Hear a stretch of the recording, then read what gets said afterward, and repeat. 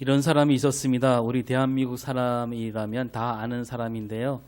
그 이름을 입에 올리기가 싫어서 그냥 어떤 사람이라고 하겠는데, 이 엄청난 비리와 죄악을 저질러서 감옥에 가게 되었습니다. 이 감옥에 들어가면서 이런 말을 남겼지요. 왜 나만 갖고 그래? 우리는 이 말을 듣고 참 기가 막혔지요. 저렇게 뻔뻔할 수 있다니. 그러니까 왜 나만 갖고 그래? 이 말은요, 다른 사람도 다 그렇게 사는데, 나처럼 그렇게 사는데, 그게 뭐가 잘못이냐? 나만 운이 없어서, 재수가 없어서 걸렸다라는 얘기죠. 그 사람 그렇게 끝까지 뻔뻔하게 살았지요. 사람들이 저마다 그 사람을 욕합니다. 어떻게 저럴 수가 있을까? 그런데 보니까 그렇게 욕하면서도 아직도 세상에는 그렇게 사는 사람들이 많은 것 같습니다. 지난 주간에 어떤 변호사가 이런 말을 했습니다. 저도 대학 교수를 20년 해봐서 잘 압니다마는 그런 정도의 논문 표절, 그것은 흔하게 있는 일이다. 이 논문 표절 때문에 나온 말인데요. 정치 얘기하려는 것이 아니라 우리나라 대학교가 어떻게 돌아가고 있는지 잘 보여주는 말입니다. 대학 교수라면 공부를 가장 많이 한 사람 아닙니까? 박사 학위가 있어야 대학 교수가 되고요. 박사 학위를 받으려면 논문이 있어야 됩니다. 그리고 그 논문은 세상에 딱 하나밖에 없는 논문이어야 됩니다.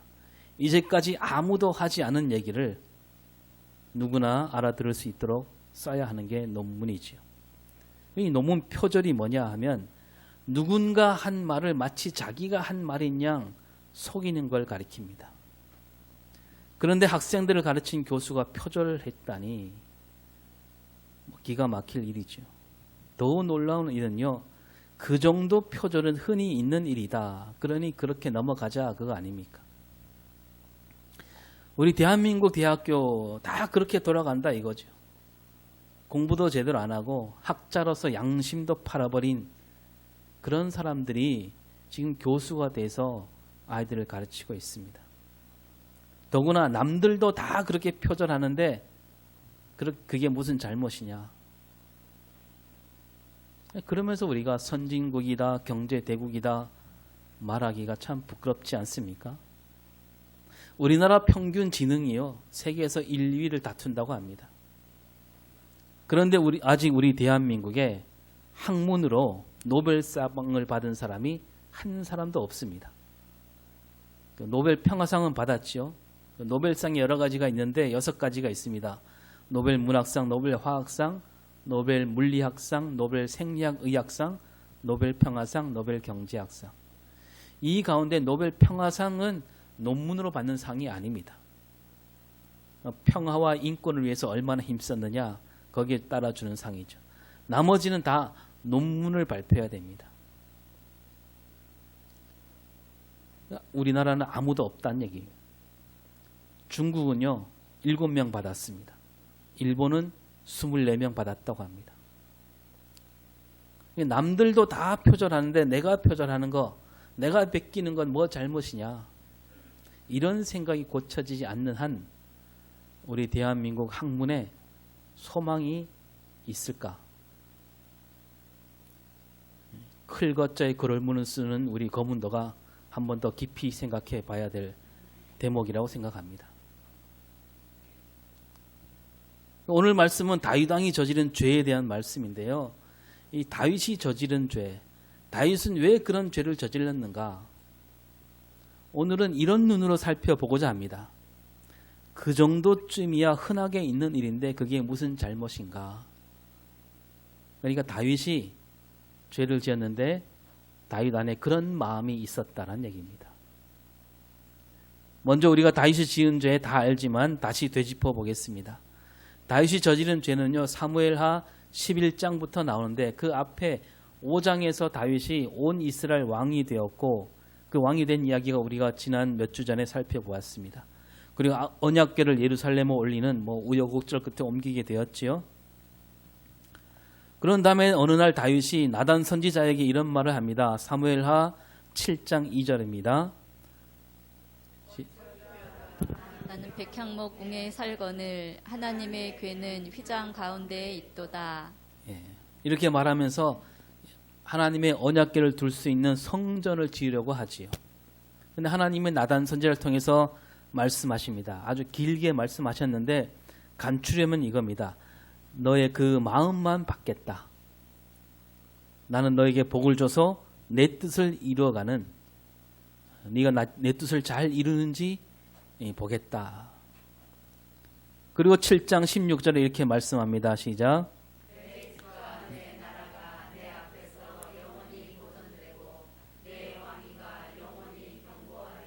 예, 하나님이 이렇게 큰 복을 주신다라고 하셨습니다.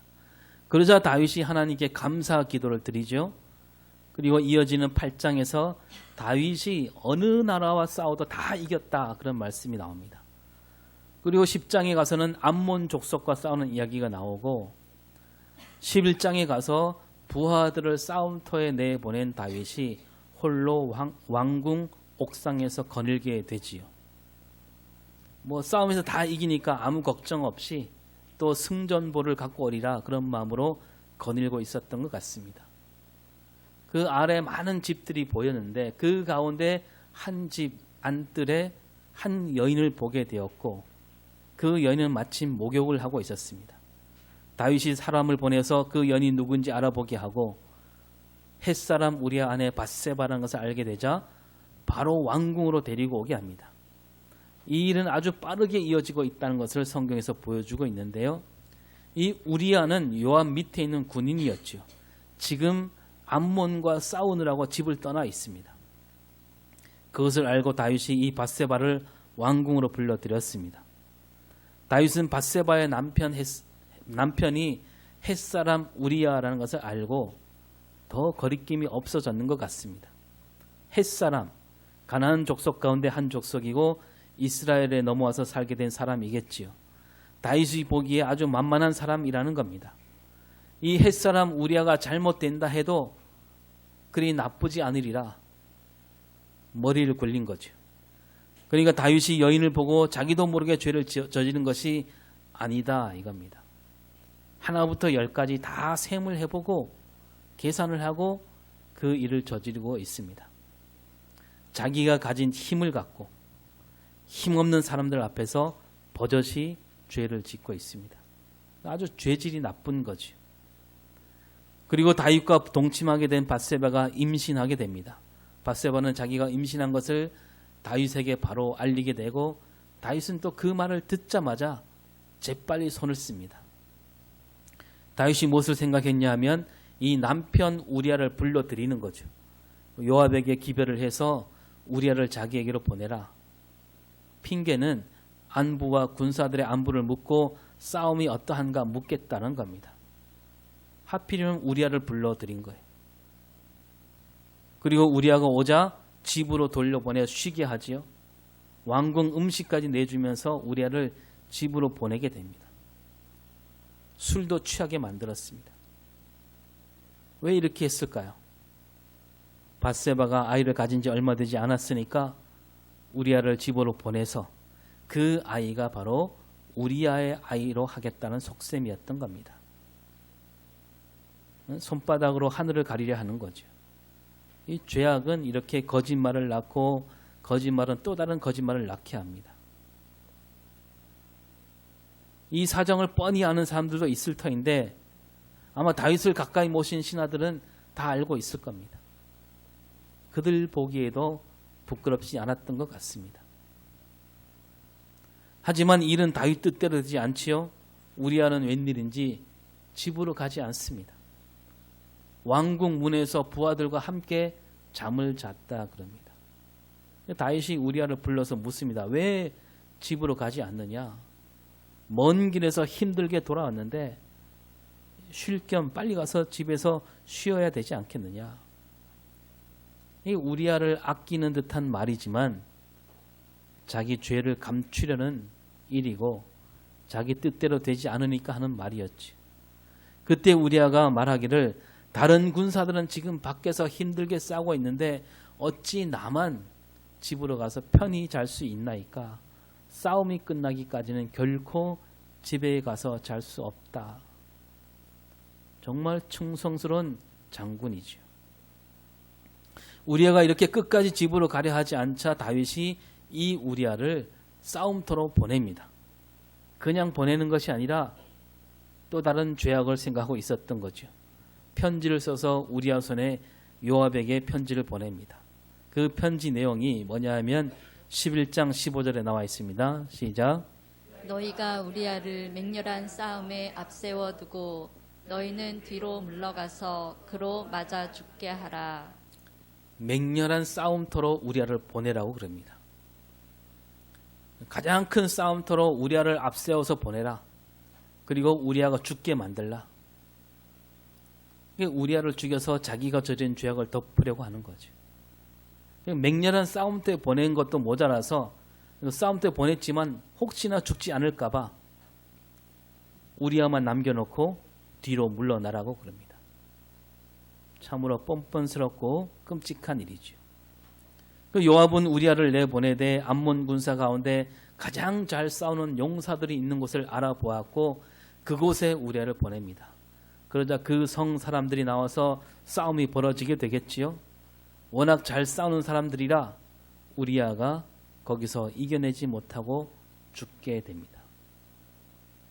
이렇게 다윗과 요압이 우리아를 죽음으로 내몰았습니다. 이 밧세바에게 죄를 저지르고 우리아를 죽게 한 다윗에게 또 하나 죄가 있다면 자기 혼자 죄를 저지르지 않고 요압을 끌어들인 죄. 이 요압은 다윗이 하라는 대로 해야만 하는 사람이지. 우리아를 죽이라고 하는 그 명령을 따를 수밖에 없습니다.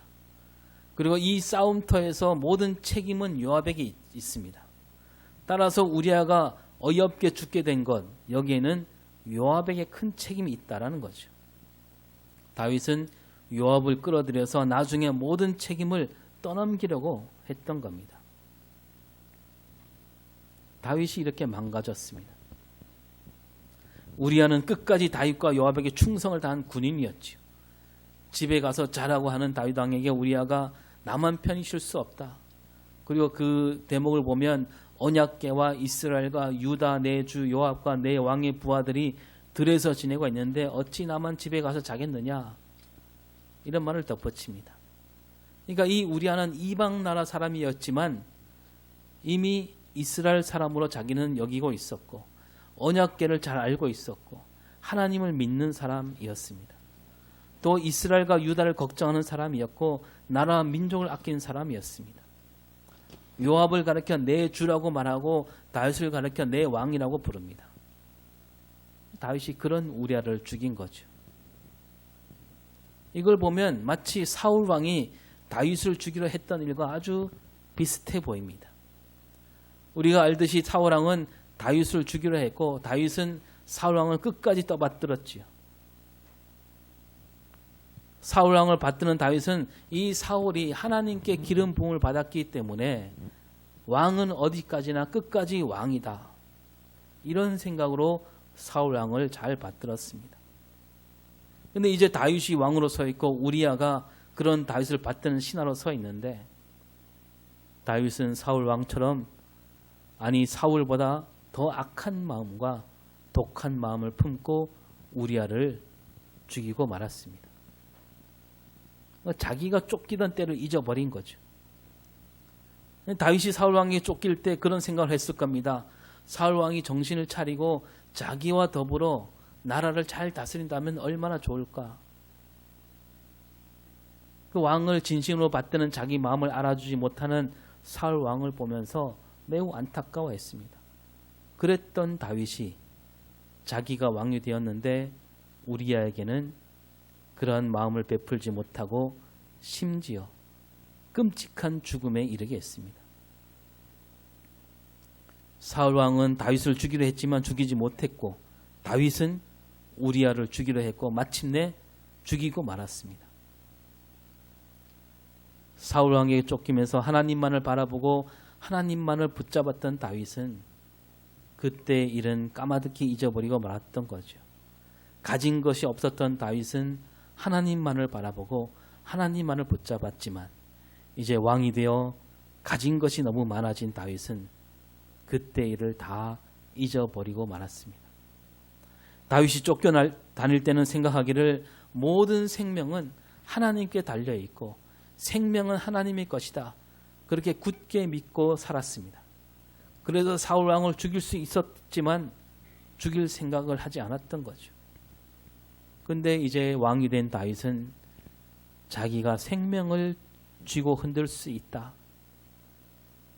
다른 사람 생명을 자기 마음대로 하고 싶고 또 그렇게 할 수 있다라고 여긴 겁니다.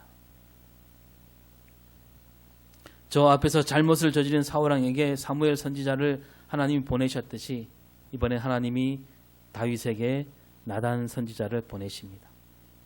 나단 선지자가 한 이야기를 들려주죠. 오늘 우리가 읽은 말씀이 바로 그 이야기입니다. 나단 선지자가 말한 것을 들어보면 이거죠. 어떤 성읍에 두 사람이 살았습니다. 한 사람은 부유했고 한 사람은 가난했는데 그 부자에게는 양과 소가 아주 많았지요. 그러나 그 가난한 사람에게는 이 사다가 키우는 어린 암양 한 마리밖에 아무 가축도 없었다. 이 어린 양을 자기 집에서 길렀고 그 어린 양은 그 아이들과 함께 자라났고 어린 양은 주인이 먹는 음식을 함께 먹고 주인의 잔에 있는 것을 함께 마시고 함께 품에 안겨서 함께 잤다. 자식과 마찬가지였다. 그런데 그 부자에게 나그네 한 사람이 찾아왔을 때 이 부자는 자기를 찾아온 손님을 대접하는데 그 많은 자기 양떼, 소떼가 아까워서 그 가난한 사람 어린 암양을 빼앗아다가 자기를 찾아온 사람에게 대접했다라는 이야기를 들려줍니다. 이 이야기를 들으면 부자가 누구를 가리키는지 가난한 사람은 누구를 가리키는지 금방 알 수가 있는 거죠. 그런데 다윗은 그 말을 듣고도 알아차리지 못합니다. 그래서 5절에서 뭐라고 말합니까? 시작. 다윗이 그 사람으로 말미암아 노하여 나단에게 이르되 여호와의 살아계심을 두고 맹세하노니 이 일을 행한 그 사람은 마땅히 죽을 자라. 예. 그 부자를 가리켜 마땅히 죽을 죄를 지었다는 거죠. 죽어야 된다. 다윗은 아직도 자기가 저지른 죄를 깨우치지 못하고 있습니다. 이 참다 못한 나단 선지자가 뭐라고 외칩니까? 7절에서 시작. 나단이 다윗에게 이르되 당신이 그 사람이라. 예. 나단 선지자가 아주 거침없이 말합니다. 그 부자가 바로 당신이다. 당신이다. 왕이여 왕께서 바로 그 부자와 같습니다. 이렇게 말하지 않고 거칠게 말합니다. 당신이 바로 그 부자다. 당신이 그 사람이다. 그리고 나단 선지자는 이어서 말합니다. 7절에 시작.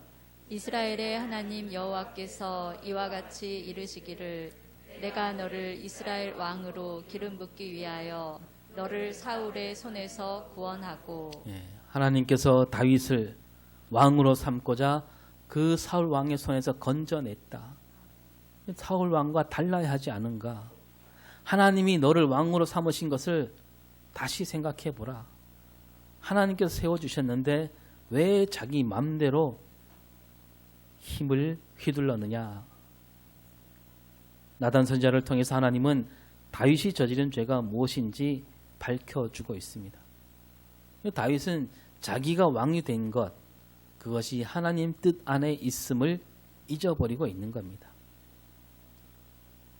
그러니까 다윗이 지른 죄는 바로 하나님께서 왜 나를 왕으로 세웠다는 것, 그것을 잊어버렸던, 거기서 시작되었다는 말씀이죠. 그리고 이어서 8절에서 말합니다. 시작. 내 주인의 집을 내게 주고 내 주인의 아내들을 내 품에 두고 이스라엘과 유다 족속을 내게 맡겼느니라. 만일 그것이 부족하였을 것 같으면 내가 내게 이것저것을 더 주었으리라. 예, 하나님이 다윗에게 다 줄 수 있는 모든 것을 주셨다고 합니다. 집도 주었지요. 아내도 주었고 아내도 한둘이 아니라 많은 아내를 주셨습니다. 그리고 이스라엘과 온 유다를 온 백성을 다 맡기셨습니다. 그래도 뭔가 모자란다면 더 주었을 것이다. 그런데 왜 그런 짓을 저질렀느냐?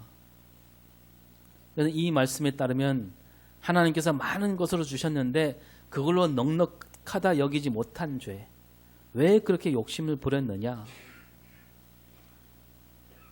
왜 자기 마음대로 다른 사람 것을 빼앗았느냐? 이 말씀이죠. 더 많이 가지려는 욕심이 죄를 낳게 되었다는 말씀입니다. 그리고 9절에서 다윗이 저지른 죄를 이렇게 똑부러지게 말씀하지요. 시작. 그러한데 어찌하여 내가 여호와의 말씀을 업신여기고 나 보기에 악을 행하였느냐? 내가 칼로 햇사람 우리아를 치되 암몬 자손의 칼로 죽이고 그의 아내를 빼앗아 내 아내로 삼았도다. 가장 큰 죄가 뭐냐면 하나님 말씀을 업신여겼다는 겁니다. 하나님 말씀을 우습게 여긴 거죠. 하나님 말씀을 전혀 듣지 못한 사람처럼 죄를 저질렀다는 겁니다. 그것이 곧 하나님 보시기에 악을 행하는 것이다. 다윗은 언제나 하나님 앞에 와서 여쭈었습니다. 자기에게 있는 권력을 내세우기보다는 하나님 뜻을 먼저 앞세우는 그런 사람이었죠. 그런데 지금 다윗은 하나님 말씀과 뜻을 업신여긴 사람이 되고 말았습니다. 다윗이 어쩌다가 여기까지 오게 되었을까요? 우리아를 죽이고 밧세바를 왕궁으로 오게 했고 아들까지 낳았습니다. 이때 성경은 이렇게 말씀했죠. 11장 27절에 시작.